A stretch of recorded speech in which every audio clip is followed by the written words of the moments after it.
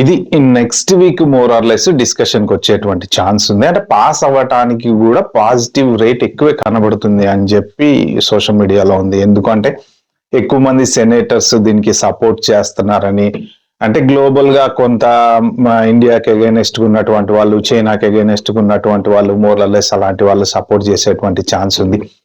At the same time ఏంటంటే వీళ్ళు మాగా అనేది ఒకటి తీసుకొచ్చారు కదా, make America great again. So ఇలా కొంత ప్రెషర్ అనేది తీసుకొని వస్తే బయట నుంచి ఎవరెవరైతే ఇంపోర్ట్ చేసుకుంటున్నామో అమెరికాకి, అలాంటి బిజినెస్లన్నీ తగ్గించి లోకల్ గా బిజినెస్ మ్యానుఫ్యాక్చరింగ్ అనేది స్టార్ట్ చేస్తే కొంత ఎంప్లాయ్మెంట్ పెరుగుతుంది అనేది ఒక ఆలోచన. But at the same time main reason ఏంటంటే ఇది రష్యన్ ఆయిల్ ఎవరెవరైతే కొంటున్నారో వాళ్ళ మీద వేయడానికి ప్లాన్ చేస్తారు అన్నమాట. సో ఒకవేళ ఈ బిల్లు కనుక పాస్ అవుతే 500% అని అన్నారు కాబట్టి యాజ్ ఇట్ ఈస్ గా 500% వేయాలని ఉండదు. ఇది కంట్రీ స్పెసిఫిక్, తర్వాత గూడ్స్ స్పెసిఫిక్, తర్వాత ఈ పర్టికులర్ ప్రోడక్ట్ ఏదైతే ఉందో, ఫర్ ఎగ్జాంపుల్ ఇప్పుడు గ్రాసరీ ప్రొడక్ట్స్ ఇంపోర్ట్ చేసుకున్నారనుకోండి, దానికి ఎంత వేయచ్చు అనేది ఉంటుంది. 100% చెప్పినట్టు 500% అనేది వేయరు. ఆల్రెడీ 50% టారిఫ్స్ మొన్న లాస్ట్ ఇయర్ స్టార్ట్ అయినాయి కదా, అవి నడుస్తూ ఉన్నాయి. దానివల్ల కొంత మన గ్రాసరీ రేట్లు అవి ఏవైతే ఉన్నాయో అవి కొంత పెరిగినాయి.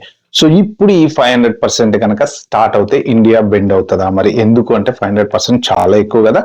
ఇండియా నుంచి దాదాపు $120+ బిలియన్ వర్త్ ఆఫ్ గూడ్స్ మనము అమెరికాకి ఎక్స్పోర్ట్ చేస్తాం. పెద్ద పెద్ద టెక్స్టైల్ కంపెనీస్, పెద్ద బ్రాండెడ్ క్లోతింగ్ కంపెనీస్ ఉన్నాయి, అవి కూడా ఇండియా నుంచి తెచ్చుకుని, అంటే ఎందుకంటే ఇండియాలో మెయిన్ లేబర్ అనేది కొంత శాలరీ తక్కువ ఉంటది కాబట్టి ఈ టెక్స్టైల్ మ్యానుఫ్యాక్చరింగ్ ఎక్కువ ఇండియా నుంచి వాళ్ళు ఇంపోర్ట్ చేసుకుంటారు.